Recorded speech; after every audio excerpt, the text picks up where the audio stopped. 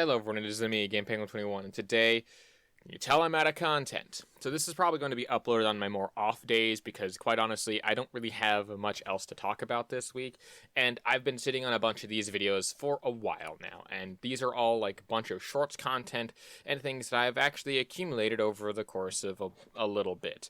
Some of these are by some people that you know, some of these are by some people that you don't know, but quite honestly, I wanted to cover all of them because none of them deserve their own actual video, mainly because they're all shorts content or shorter content that just didn't deserve its own video. So I'm going to lump a bunch of good old-fashioned unfiltered salt into your eyeballs just so you are aware as to what this is. So we're going to be covering several different people, but we're going to get more salty as the time goes on. So with that being said, let's start with charging your controller, PlayStation versus Xbox. Oh man, my controller died. Hey, hold on, bro. I gotta charge my controller real quick, alright? Alright, cool. Okay, so while that is true, one of the things that I will also say about this is that one is using a PS4 controller. And yeah, the PS5 controller also does this, but I just wanted to point that out. It goes to show you how a little bit old this is. But at the same time, how is this that big of a flex? I mean, yeah, charging your controller is pretty cool, but what if you don't have a cord or the cord you're using is like frayed or whatnot? What the fuck? My controller just died again? How? It's only been 1 hour. Are you God damn it. Now, I will have to also say, very stellar acting on that, pretending to be angry. That chair throw was just immaculate, very helpful. But 3 things about that specific one as well. Number 1, it looks like you have enough alkali batteries to, change the batteries out, which why was it open to begin with? It would more or less be open if you were actually using it. You just bought some new batteries for this joke, I guess. Number 2, while yes, it's a little bit more inconvenient to have to change out the batteries, at least the controller will actually last longer, and in some cases last longer than the console itself, because, well, you'll still be able to use it with other systems, including like PC, because it just uses Bluetooth stuff. You can even use it with your phone. So, cool. I know that the PlayStation can also do it as well, but once that battery kind of cacks out, you kind of are up creek without a paddle. And again, if you still are like, oh, well, the PlayStation is better because you can charge it internally, you can get rechargeable batteries, which are super cheap in some cases. Like, you can get up to 4 to 5, which is like 2 to 3 sets of 4 batteries for like $20. And if I were to recommend anyone personally, I would recommend these ones by Survival Frog, which are USB charged, by the way. So you don't even need like a proprietary like charger to be able to actually charge these things. Not only that, if you just don't have batteries on you as of right now and still want to continue gaming because you're in the middle of a game, just plug in the controller. Like, the USB-C still works on the controller and it will still power the actual controller so long as there are batteries in it, because all the batteries do, at least in the context of plugging in the controller, is that they will just complete the connection. I used my Xbox One controller for a long time with just the rechargeable battery, even though the rechargeable battery that I bought for it freaking died and was unusable because it wouldn't charge on the actual proprietary charger, but it was still able to connect when I plugged in the controller because it was able to complete that connection. Just saying. I know that was a little bit long, but we're continuing here. PC versus console is a tough debate, but this take right here is awful. Now, let's just take a look quickly at the awful take that he's actually talking about here. The take says that console is never a better deal. Games on PC can be free, very cheap at least. And he's not wrong. The take that he is trying to debunk here actually is talking specifically about the games. So it's not that the console is worse in terms of budgetary stuff, but it is actually worse in terms of budgetary if you were to think long term. People always say, oh, well, it's just $500. I have $500. Why not buy that? Well, it's $500 now, but that still is just for the console and like one controller. That's not including any of the subscription services that you might have to buy, or the subscription services that you have to use in order to play certain games online and have certain online functionalities. Not only that, but you also then have to buy those games on the actual device, and you then have to pay for the internet. That's like 3 to 4 purchases on top of it. For a PC, specifically, a lot of things here, you will be actually saving money in the long term because there's a lot more free-to-play games. There's a lot more games and in general on the PC that you can get and find for free. You can even do emulation, which is mostly for free as well. And like, there's a lot more to it than just that. So For context, I'm literally a PC fanboy and it's my career, but console is still sometimes better. Just remember that some people may be interested in a device that allows them to pick up and just play a video game whenever they want without all the extra hassles of a gaming PC. the extra hassles of a gaming PC are things that are kind of negligible, but we'll list off what he says here. They don't have to learn to build, they don't have to learn to troubleshoot, they don't have to update drivers or deal with launch day driver issues, and they can play 1440p or 4K content for much cheaper than a gaming PC can. Although I know what team I'm on. So let's run through each of these points really quickly so we can continue to move on to it. No building. You don't actually need to know how to build a PC in order to get into PC gaming. I never built my first PC because I actually bought a pre-built, and my second PC, which I'm currently on and using, I may have overpaid for it, absolutely, but I used a building service which is a little bit more expensive but allowed me to customize my experience to the best to my degree without any building knowledge. I know a bunch of people who do build their own PCs, and more power to you, but again, there are methods and ways to just say either buy a pre-built or use a device or use a service which is offered, and you can easily look this up, of services to be able to build the PC for you. Next up, with the troubleshooting, that comes more down to personal experience. Just Google and YouTube and time. That's really all that it is. The most troubleshooting that you can do with certain console stuff is to send it in, and that like gets rid of your device for that context. Driver updates. For this current computer, I actually haven't updated my drivers in a long time since I bought it, and I've had it for at least a few months at this point. Usually drivers get updated whenever some of these new games come out, but I haven't felt the need to do so. I might need to update them at least maybe a year or two-ish from now, but those driver updates, you don't need to keep on top of them as you might think they are. And launch day driver issues is the same kind of deal. While the pick up and play argument is pretty big, it's not as big as you might think it is, or as infamous or, grand. Next up, we'll do this one. PC gamers be like. I need to get back into gaming. I've got like $500 left on this card, and I want to buy a new console while we're here. Do you think I should get like the new Xbox or the PS5?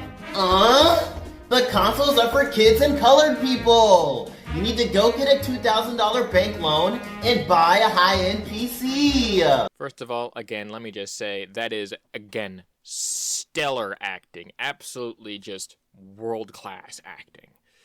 But to say that that's how PC gamers sound is just wrong. I've never heard a single PC gamer go out and be like, you have to get an actual bank loan in order to buy PC games and be like, the PC best in the world. No. I might say that, yes, I paid $2,000, and I said that I got overcharged a little bit, but not by much in terms of the power and the amount of stuff that I had. And again, I can spring for the money. Mostly also because it was paid for by my parents, because they wanted to get me a graduation present for graduating college. So absolutely, we kind of went a little bit overboard. But at the same time, I've spent about $1,500 on my laptop, and that has seen me through practically up until today, and is still being in use. Why? Because, well, it went from my main gaming setup that I used to run the VR and stuff out of, to what started this actual fucking YouTube channel, by the way. All of the gameplay and some of even the recordings was actually on this original PC. After a while, I pretty much wiped the thing, or wiped it as best as I could without actually deleting all of the information on it. and decided to then use it as more of a work laptop or a workhorse laptop to be able to do specific tasks. And a certain task that it does right now is it runs all of my DJ equipment. Like, it's not hard to see how $1,500 has spanned over now 8 to 9-ish years. It lasted through the Xbox One and has now lasted through all the way up to current day. So that's an entire generation's worth. It might not be as powerful as an Xbox or as an Xbox One. I think it's a little bit on the same spectrum. I don't know the specifics of the power, but it's like a 1060 i7, so it's a pretty powerful. But I've never heard of any sane PC person doing this. It's kind of the same reason why I've never heard of any sane like PlayStation person doing that. But if you want to get a console, just pick one, honestly. But at the same time, this is such a disingenuous argument, but there is more to talk about. What the fuck are you even talking about? I can't afford to do that, you dick. I got bills and shit. Oh, you can't? Well, you need to spend thousands of dollars if you want to play console games on a high-end PC. Oh, maybe you should have thought about that before you were born poor and dark. Oh. What the... Jesus Christ. Okay, so I am so confused. I think that he may have like misspoke in this thing, saying you have to pay thousands of dollars to play console games on PC. No, you don't. You can really spend as little as $500 to $600. Some people have spent even less than that to play some of the same games. If you want to play more modern games, sure, more power is going to be definitely effective. But the reason why most people say to buy or have a specific budget, and why I always ask for a person's budget, is to say, like, okay, what does that give you? And that's not even going into the fact that there is such thing as a used part market that you can use to kind of Frankenstein a model or something together. It's not that hard to consider, all of the different opportunities that you may or may not get when talking or considering buying or building a gaming PC. Again, I know I said building a gaming PC doesn't really require the knowledge for it, or you don't need it for that. And again, you can go for building services and stuff. And again, I am vehemently in the top 1% at this point because I spent a lot of money on PCs and like computers and stuff. But that's because half of it's my job, half of it's because I needed it for school, and the last half is because I like it for gaming and it's my hobby. So if you don't want to get into PC gaming, or don't think that you can afford to get into PC gaming, some people will just recommend, hey, get a work laptop or get something that's a computer that's at least somewhat decent, and then just buy a console. Overall, one of, if not the biggest things that I would recommend is to just, buy a cheap pre-built desktop. That's the first thing that I would recommend. Again, I spent around $500 on my first computer, and that thing lasted me for at least 4 to 5-ish years for me personally, before I had to wipe it and then give it to my mom. The only reason why I did that is because, well, it had no storage on it, so I needed the storage stuff. But is that like other thing where it's like he's talking about being poor and whatever, that feels racist to me. Like, I know that this is Lord we're talking about here and that he is that, but that feels racist to me. I don't know why that feels racist. Like, I don't want to talk about it any more than that, but it just, like, is he saying that PC guys are racist? I'm so confused. Fuck off. You know I don't have that kind of money, and I don't know how to build a fucking PC. I'm just saying. Use a building website like I recommended before. There are plenty like it. You just have to search one up. Or just buy a pre-built. You have to be willing to put yourself into crippling debt if you want to get a high-end PC and play emulators and console games just at a higher resolution and frame rate. That way you can join the master race. I can't tell if he's serious, and that's very concerning. No, I don't know of any PC gamer that will be willing to say, go put yourself into debt to actually do it, that's unironically saying that. They're probably saying it via, like, some sort of, maybe it's a joke, maybe it's not, but I've never heard of anyone talking about that. In fact, I know of people that are willing to buy other people PCs to get them into things like gaming and stuff like that.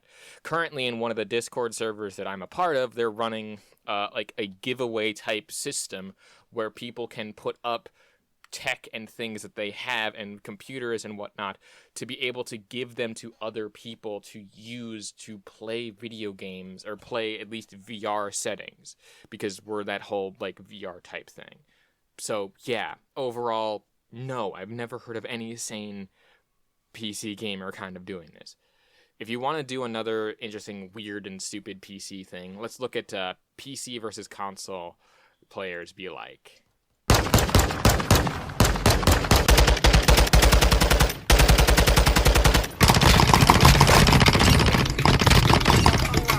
Okay, I didn't notice this from before, but I don't know why I noticed this now watching this back, but he uses a very kind of ineffective controller handling method.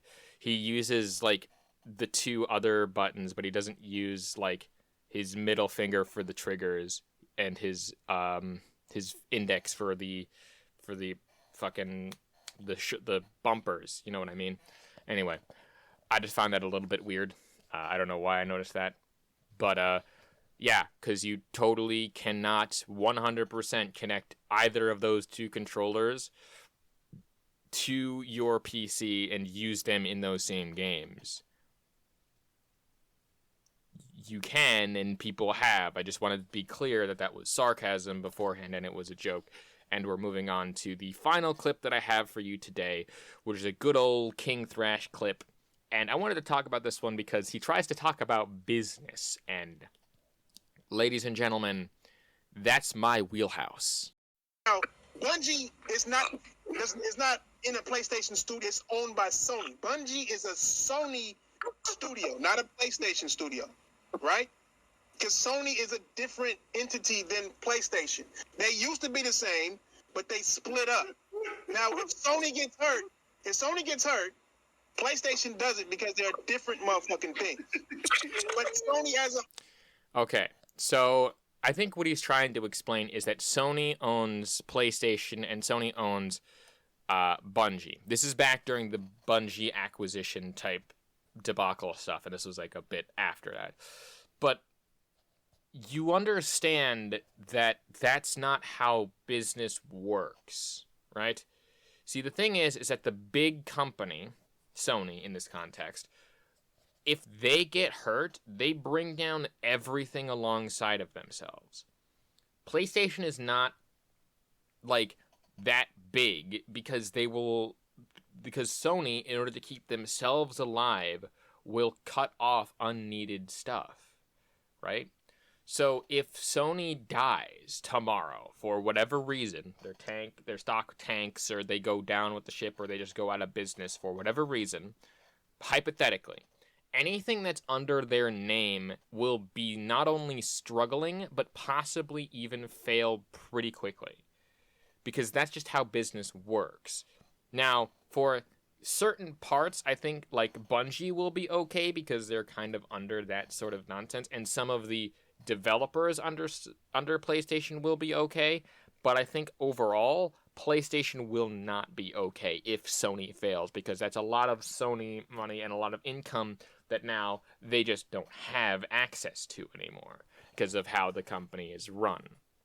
But we'll explain this a little bit more in the actual next example because it's pretty relevant. They're still part of them, but they're different companies under the same roof. Kind of like Kellogg's owning like everything else, berceuse and all that shit.